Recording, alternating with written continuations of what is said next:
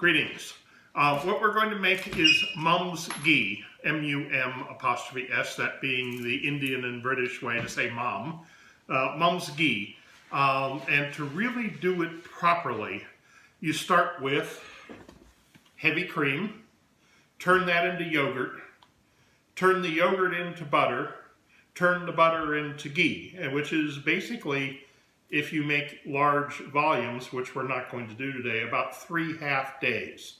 You can compress the time in, but if you're making quarts and quarts of ghee, it gets too confusing as how many rinses have you done and so forth. So it's better just to say it's going to take you 3 separate steps. So the first step is we're going to turn the heavy cream into yogurt. Then tomorrow, after it cools off, because it behaves differently if it's still hot, we will turn the yogurt into butter and then the butter into ghee the following day. So we're in progress. Now, my favorite is Strauss Organic Heavy Cream. We're too cheap to do that. So we went to Trader Joe's and bought their organic heavy cream.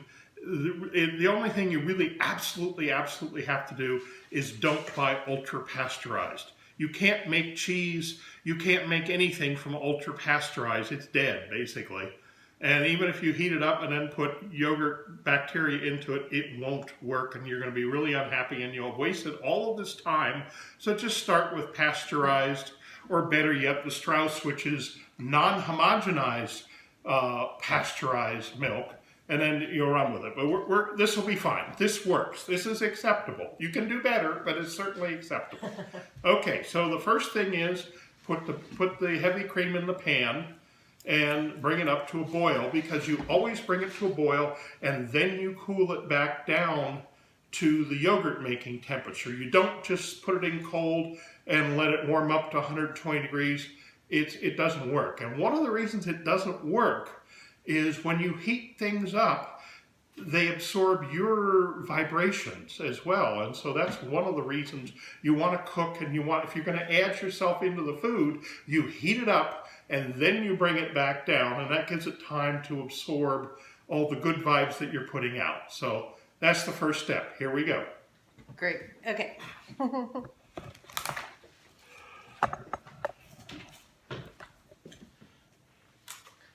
Now, if you're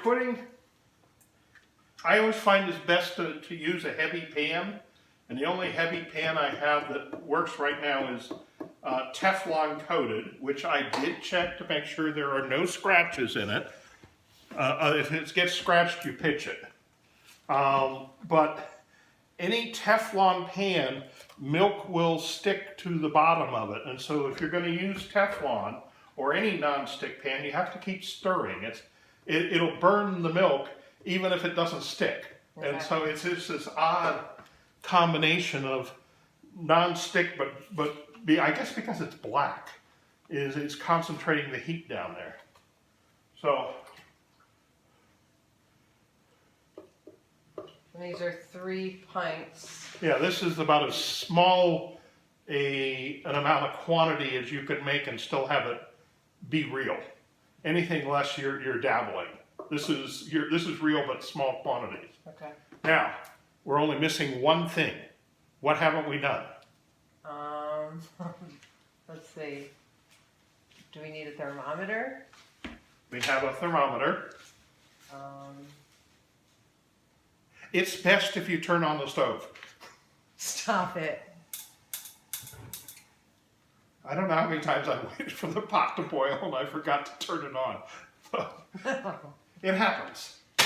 By the way, this is Rick Talcott, who wrote he wrote the book that saved my life, my health, helped me heal my gut, and introduced me to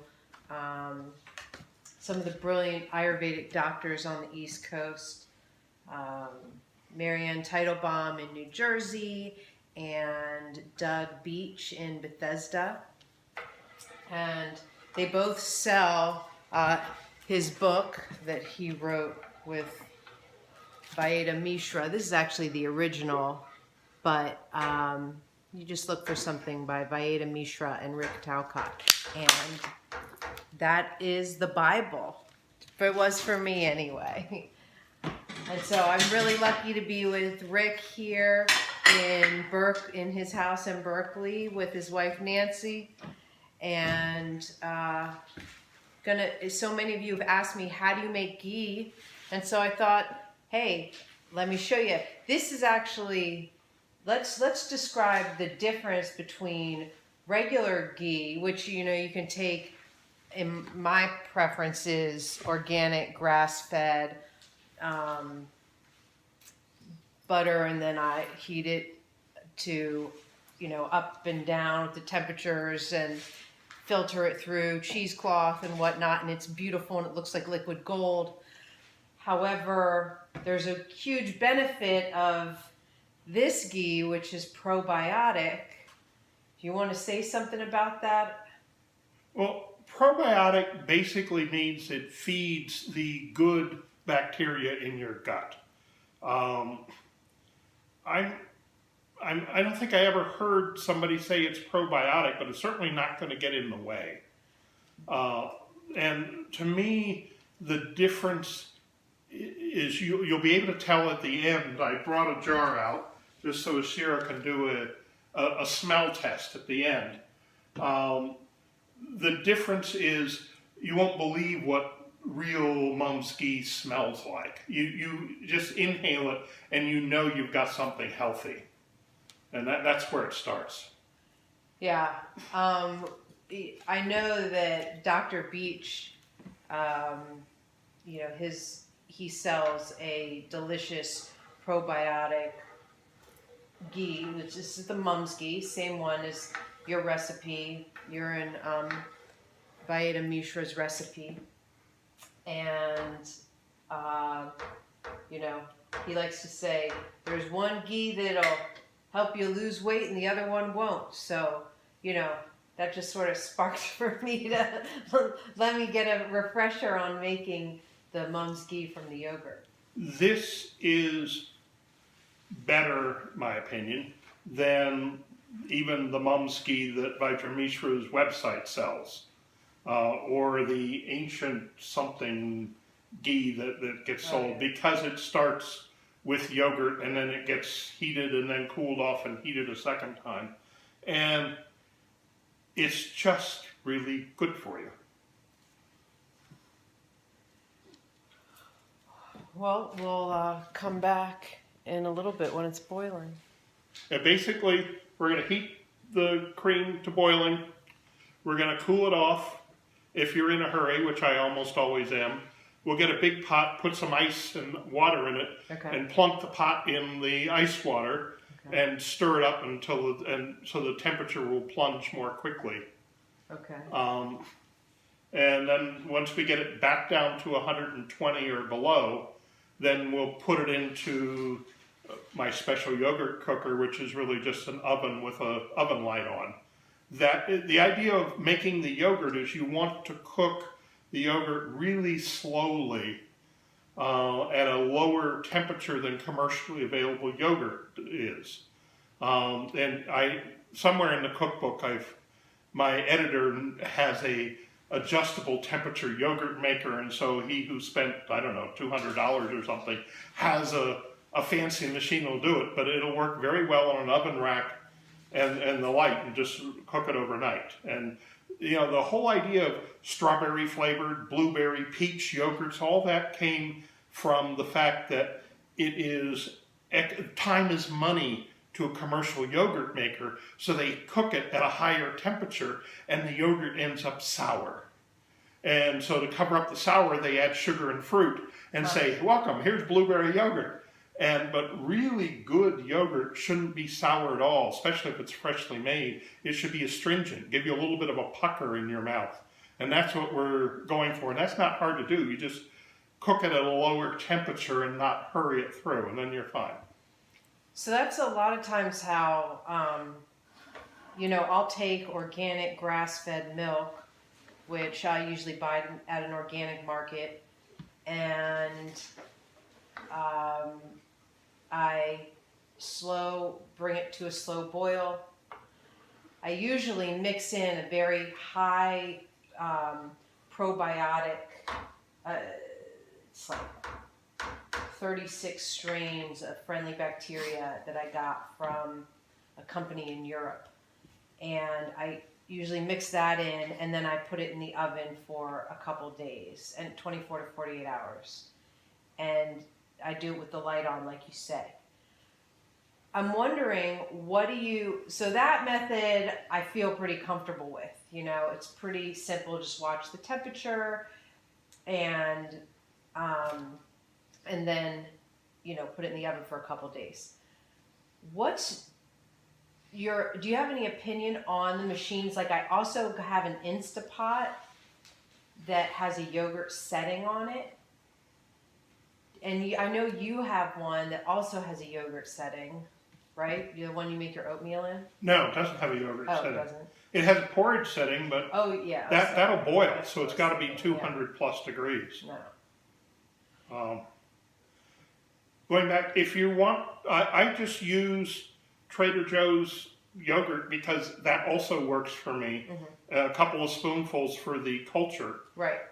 If you really want to be gung-ho probiotic, there's a brand of yogurt starter called Natrins, which really works well. That's Marianne Teitelbaum's favorite. Yeah, Natrins has a really good, they have several names, but that's the main brand name. And they take really good care of their cultures and transporting them with a lot more live culture than a lot of companies. So when you go to the store and you're looking for probiotics, the great majority are actually gonna, what would you say, are dead? Yeah. Or they just aren't helpful. So yeah, I like Natrins, and then I have one other brand that I use when I travel. I'll grab it out of your fridge. They're also very careful about how they transport their stuff. VSL number 3, and these capsules are 112.5 billion per capsule, and they also have packets that are 400 billion per packet. So I've had a great reaction from both VSL number 3 and from Natrins Trinity, or something they call some of them. So I'm gonna show you guys.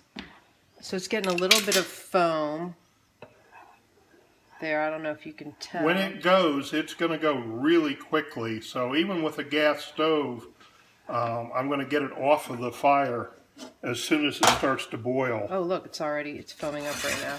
There it went. And lo and behold, I didn't spill any of it. Okay, we reached 212 Fahrenheit, and we're on our way down to less than 120. So somewhere 120 to 115, and we'll be in good shape. And what I'm going to get is a bath. So he's getting a pot, just filling that with ice, and then we'll cool down. This thing is pretty cool. What's that say? OEM.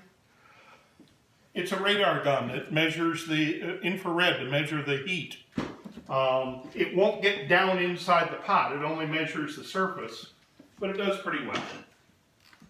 Oh, look at that. It's 151. Which tells you the difference because it boiled, so it was 212. Do do do do do do do.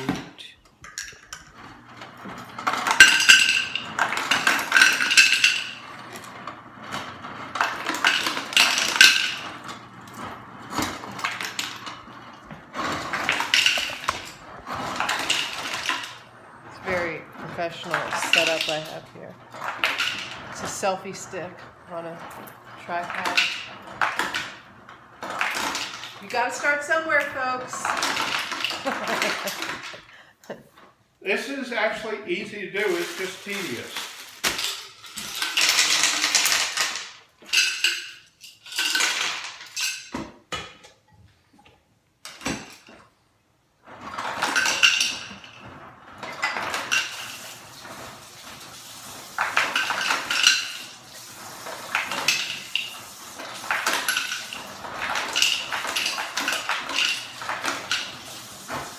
Hey, you guys got a new faucet. I'm so happy for We got what? you. You got a new faucet. Oh, we got new counters too. Oh yeah, they look great also. They were hand selected by a professional artist. Your wife? His wife Nancy did a lot of the art in their home. It's awesome. And what she didn't do, she picked out, which is also amazing. Maybe I'll give you a tour later. So I put a bunch of ice in, then some water, and it'll just make the yogurt cool faster. You don't have to do that, but like I say, I'm always impatient. I mean, he says that. I don't think he's very impatient, but... Well, I guess it's the engineer part of me that likes to be efficient.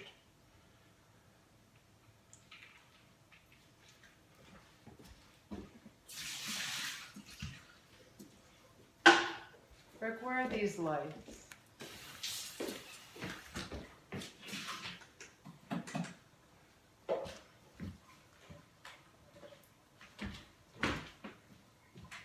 Oh, great. So, those are so pretty.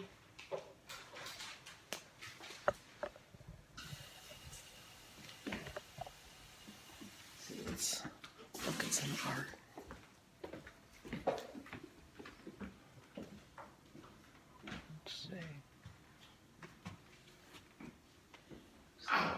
Asian dudes.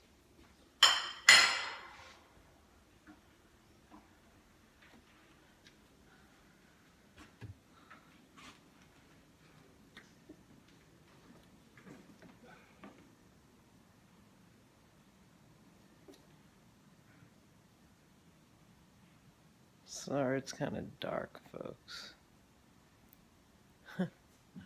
These are cool. These masks. Oh, I'll bring you out in the daytime. I just got here. It's already dark out.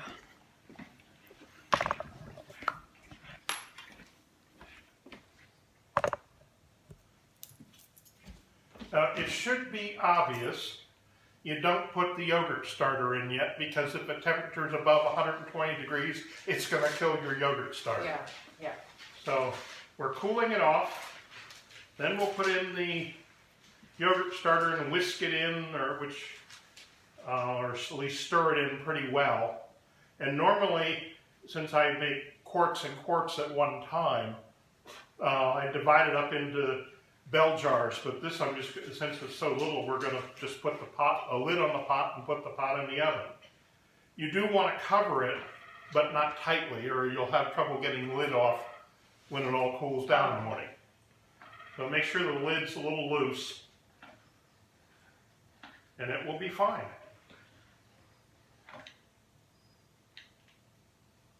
One 17, 112, 104. Still a little hot. Learn to trust your senses. Smell it, look at it, touch it, feel it. That's more important than numbers. I love that. Thank you. That's right. I think if I had to guess, I'd say I do more by sight, and then by smell, and then the numbers or touch. Even if I'm cooking something on the stove, it's how does it look and how does it smell, as I know when to take it off. So if you're cooking greens, you want to know, you want to take them off the pan when they are at their brightest green color. And if you go past that, they'll look a little yellowish or a lot yellowish. and you've overdone it, and they won't be as healthy for you.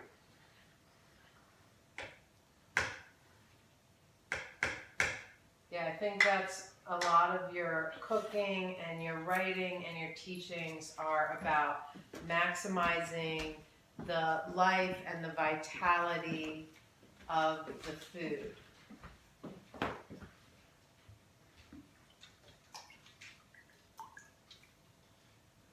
And here we go. So this is the end of the first third of this practice. And since I'm using yogurt, I just use a lot of it. I suppose if I had 40 billion parts per capsule or packet or whatever it is, I wouldn't have to use so much. But it's all going to end up yogurt anyway, so I don't think there's any problem with overdoing it. Vidra Mishra liked Stonyfield, and he liked Pavel's, but not the organic.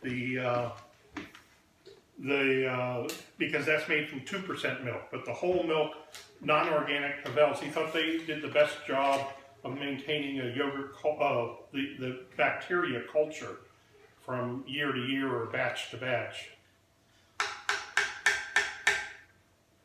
So that is yogurt before it cooks all night. And as you can see, the oven light is on.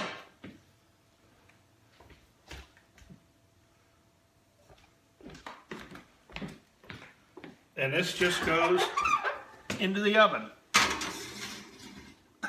And there's enough heat from that light bulb to keep it at a proper temperature. The lights, I mean, everybody has, I hope, has a light button in their oven. And that's it. We'll see you in the morning. All right. Thanks, guys.